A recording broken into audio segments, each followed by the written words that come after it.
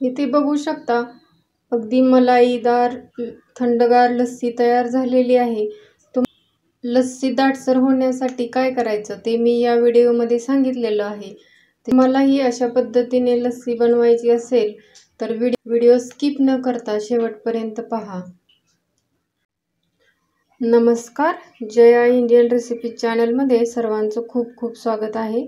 आज आपण बनवणार आहे थंडगार मलाईदार दाटसर लस्सी आणि ही लस्सी आपण दाटसर कशी बनवायची ते मी सांगणार आहे, पुढे टिप्स देणार आहे। तर मी इथं एक पातेलं घेतलेलं आहे, त्याच्यामध्ये हे दही आहे ते टाकत आहे। तर इथं मी घरी बनवलेलं दही आहे, तर इथे पाहू शकता अगदी घट्ट दही आहे।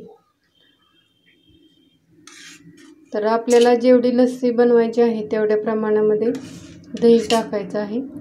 इथे मी जवळजवळ 1 वाटी दही टाकलेलं आहे।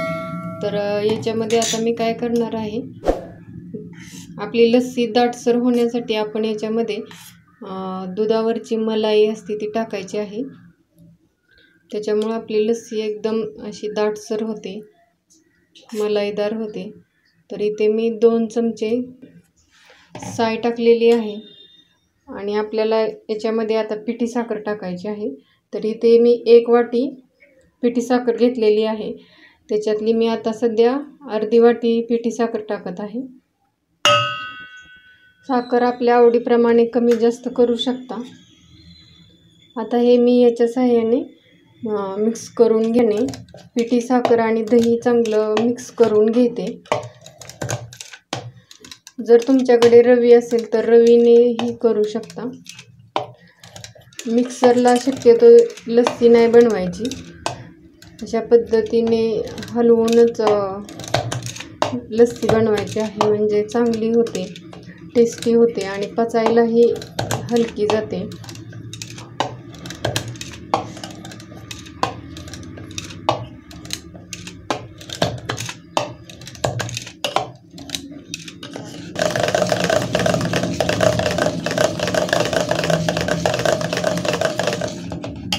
तरी इथे दही चांगलं फेटून घेतलेलं आहे मी।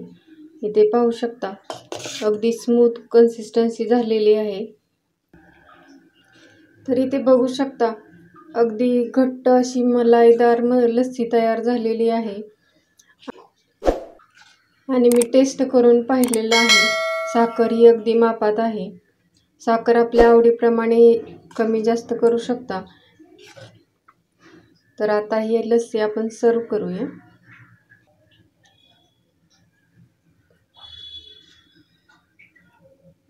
तर इथे पाहू शकता अगदी मलाईदार लस्सी तयार झालेली आहे। तर याच्यावरून थोडीशी मलाई टाकायची आहे। लस्सीमध्ये मलाई टाकली जाते, त्याच्याशिवाय लस्सी प्यायला मज्जा नाही।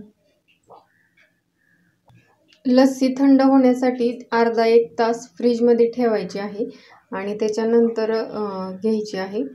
तुम्हाला ही रेसिपी आवडली तर नक्की लाईक करा, शेअर करा, माझ्या चॅनलला सबस्क्राईब करा। त्याच्या शेजारी जो बेल आयकॉन आहे तेही प्रेस करा, म्हणजे नवीन व्हिडिओ अपलोड केले की त्याचं नोटिफिकेशन तुम्हाला भेटेल। व्हिडिओ शेवटपर्यंत पाहिल्याबद्दल सर्वांचे धन्यवाद। पुन्हा भेटू अशाच नवीन रेसिपी बरोबर, तोपर्यंत नमस्कार।